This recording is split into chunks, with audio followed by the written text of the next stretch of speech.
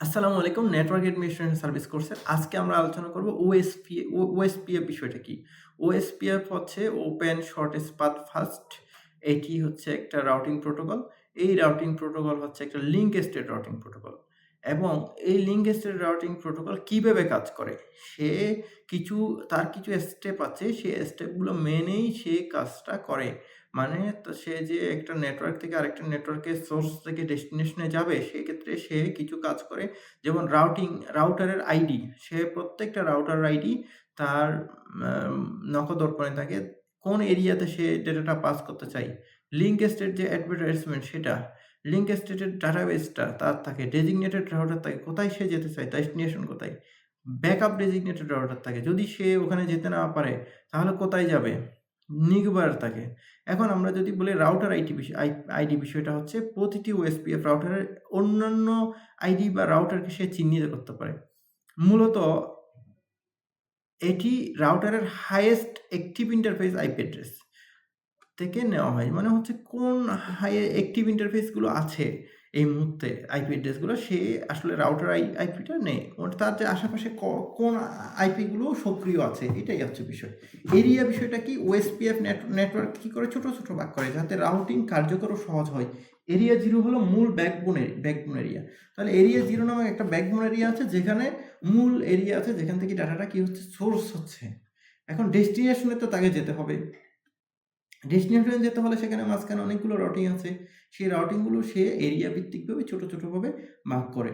Link state advertisement বিষয়টা কি? Routing বা নেটওয়ার্কের অবস্থার তথ্য, যেটি ওএসপিএফ রাউটারকে পাঠায়। যেমন কোনো একটা রাউটার নেটওয়ার্কে সংযুক্ত আছে, অথবা কোনো একটা সংযুক্ত ছিল, বর্তমানে নাই।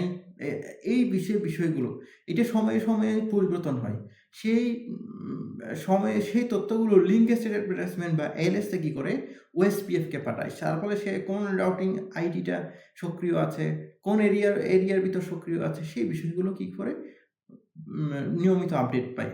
লিঙ্ক স্টেট ডাটাবেস কি? এই যে আপডেটেড যে তথ্য, সেই তথ্যটাকে সে লিঙ্ক স্টেট ডাটাবেজে রাখে ওএসপিএফ।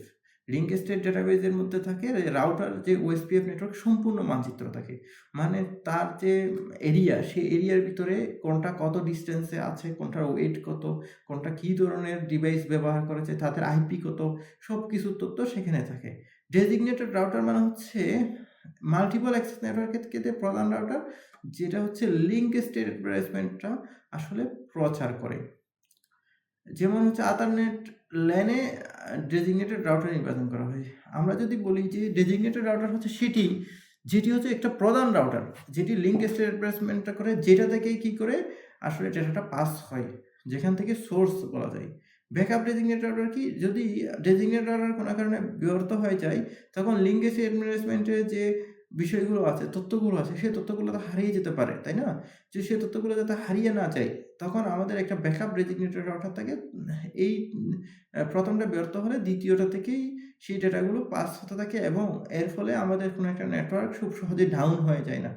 এক নেটওয়ার্ক কোনো কারণে যেখান থেকে নেটওয়ার্কের উৎপত্তি হয়েছিল, কোনো কারণে সেটা যদি ডাউনও হয়ে যায়, তার যে বিকল্প আছে সেখান থেকে নতুন করে নেটওয়ার্কের প্রচার শুরু হয়ে নেটওয়ার্ক কানেক্টিভিটি চালু থাকে।